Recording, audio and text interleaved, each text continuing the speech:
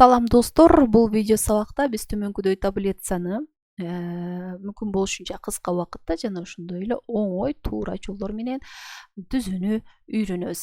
Анда демек алгач эле биз бул тексттик процессордо документ түзүп алабыз. Байкаган болсоңор бул жерде көлөмдүү таблица болгон үчүн биз алгач ориентациясын альбомныйга өзгөртүү менен баштайбыз. Макет вкладкасынын ориентацияны альбомныйны тандайбыз. Жана ошондой эле бул жерде поляны, башкача айтканда рабочий областьты дагы мен өзгөртөм. Себеби бул өйдөдө 3 см калып атат. Бул полядан кирип могул жерде мен 3 см, 2 сантиметрге өзгөртөм. Андан кийин бул жерде өйдөдө сөзсүз түрдө таблицанын аталышы берилиши керек. Мен учурда момундай эле жазып койдум. Демек бул таблица эмне жөнүндө? Бул жерде ошол таблицанын аталышы берилиши керек.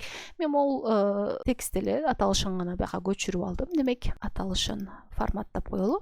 Андан кийин эми таблицаны алгач түзүүдөн мурда канча столбец, канча строка экендигин аныктап алышыбыз зарыл. Бул жерде бизде 4төн 5 бөлүк турат. Демек могул өкү менен 22, ал эми ылдыйда 30, өйдөдө 2 строка менен 32 экен. Демек биз строка столбецин санын аныктагандан кийин анда вставка вкладкасына кирип, бул жерде бизге экинчи ыкма ыңгайлуу, себеби биздин таблицабыз бир топ көлөмдүү вставить таблицу. Бул жерде число столбцов демек бизде 22 болду, ал эми число строк 34 мисалы болду.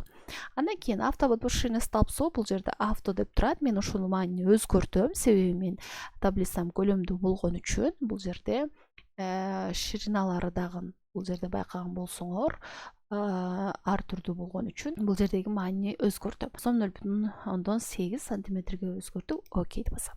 Демек бизге момундай түрдө таблица берилди. Эми карайбыз. Мында биринчиден эле экинчи столбецтин ширинасы чоң болуп атат. Анда демек биринчи эле ушулдан баштайбыз. Бул экинчи столбецти белгилөө үчүн өйдөгө барганыбызда момундай түрдө кара стрелка чыгат. Демек ушул учурда басканыбызда баардык столбец баштан аяк белгиленет.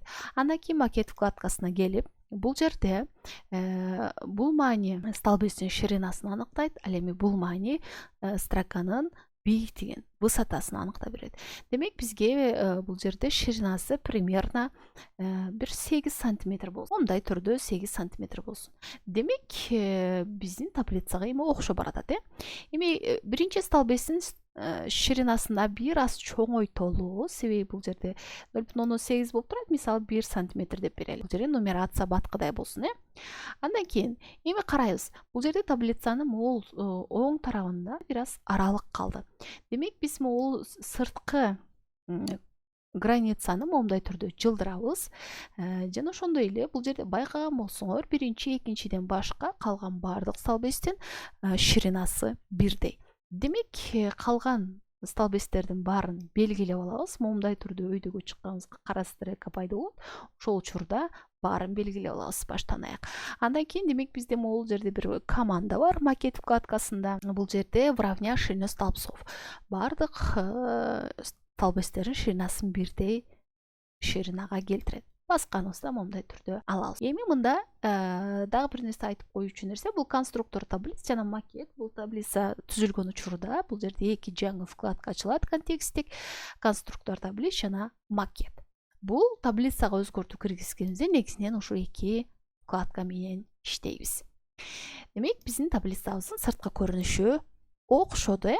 Эми карайбыз. Бул жерде өйдөдө могу биринчи строкада ячейкалар бириктирилиши керек. Ал үчүн демек биз дагы ячейкаларды бириктирүү үчүн канча ячейка бириктирилиши керек экендигин билип алганыбыз жетиштүү. Бул жерде 4 ячейкадан биригиши керек экен. Демек ошол 4 ячейкадан момундай түрдө белгилейбиз. Андан кийин макет вкладкасына бул объединить ячейки функциясын командасын басабыз.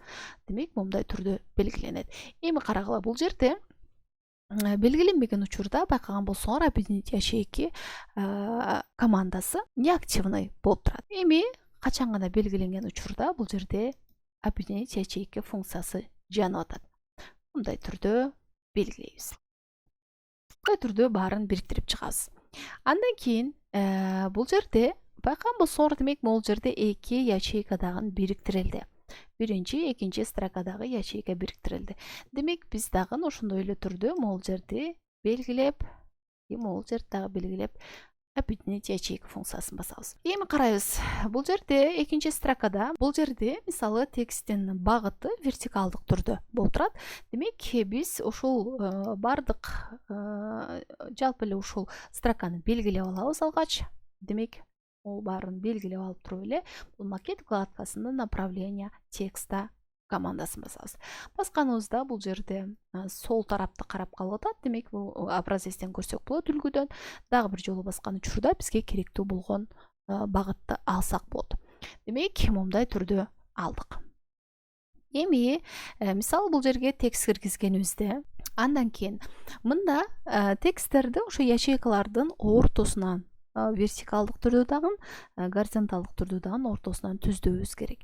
Аны үчүн демек бул биринчи экинчи строканы баарын белгилейбиз баштан аяк. Андан кийин макет вкладкасында бул жерде выравнивание деген бөлүм бар. Демек бул жерде оңдон, солдон, өйдөдөн, ылдыйдан бүтүндөй ошо ячейканын ичинде түздү. Выравнять по центру, вот центрирование текста в ячейке по горизонтали и по вертикали. Демек горизонталдык жана вертикалдык түрдө дагы текстти ортодон түздө берет. Демек муну басканыбызда текст биздин ортого жайгашат. Дагы бул жерде өйдөдөгү строканын бийиктигин бир аз чоңойтуп коелу. Демек мындай түрдө алабыз. Эми келебиз нумерацияга. Биз буга чейин дагы нумерацияны дайыма автоматтык түрдө коюу керектигин айтып келем. Бул жерде мисалы автоматтык түрдө коюу үчүн демек ошол нумерация коюлуучу столбецти баштан аяк биз белгилеп алышыбыз керек. Андан кийин демек нумерацияны коюу үчүн биз главный вкладкасына келебиз и бул жерде нумерациянын түрүн аныктайбыз. Эми бул жерде мисалы бизде нумерация толук көрүнбөдү. Бул деген сөз демек бир аз отступту кичирейтип коюу керек экендигин түшүндүрөт. Бул мындай түрдө нумерация коюлду. Бир аз размерин кичирейтип положерный шрифтин алып салабыз. Бул жерде биринчи бөлүккө берилген маанилер кийинки бөлүктө кайталанышы керек.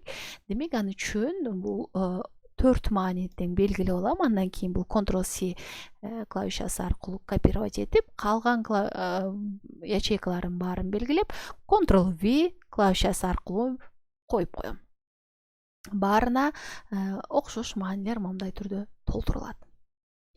Эми келебиз бул жерде экинчи страницага өткөнүбүздө бул эки таблица сыяктуу көрүнүшү мүмкүн, бирок бул бир эле таблица болгону бизде таблицанын бул өйдөңкү бөлүгү бул таблицанын заголовкасы болуп эсептелет. Ошол заголовка болгону экинчи страницада кайталанган. Эми ошол заголовканы кандай кайталайбыз? Аны үчүн демек курсорду ошол заголовканын кайсы бир ячейкасына алып барышыбыз керек. Андан кийин бул макет вкладкасында бул жерде повтори строки заголовков деген команда бар. Ошону болгону басып коюшубуз керек. Эгерде биз курсорду заголовкага алып келбеген учурубузда, демек бул жерде бул команда неактивный болуп турат. Демек биз курсорду алып келгенде программа өзү түшүнөт. Бул заголовкага алып келгенде бул повтори строки заголовков деген команда жанат. Демек баскан учурубузда экинчи страницада дагы бул ошол заголовка кайталанат.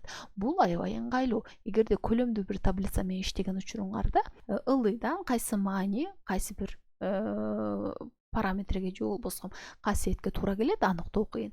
Демек ушундай учурда биз строка заголовканы кайталап алуу менен бул маселени чечсек болот.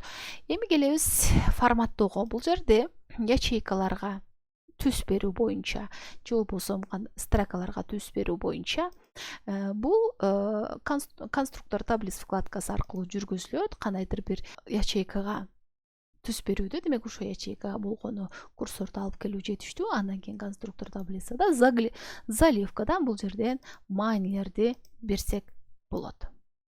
Эми ушунун дагы оңой ыкмасы бул берген учурда эле баарына бериш үчүн демек ошол ячейкаларды баарын белгилеп алышыбыз керек. Бул ячейкаларды мен Ctrl клавишасы аркылуу, мисалы бир ячейканы белгилегенден кийин, андан кийин Ctrl клавишасын басып аркылуу белгилеп алдым. Демек биз мындай түрдө бергенибизде баарына бирдей цвет бир эле учурда берилет. Экзамени дагы ушундай эле негизде белгилеп алсак болот.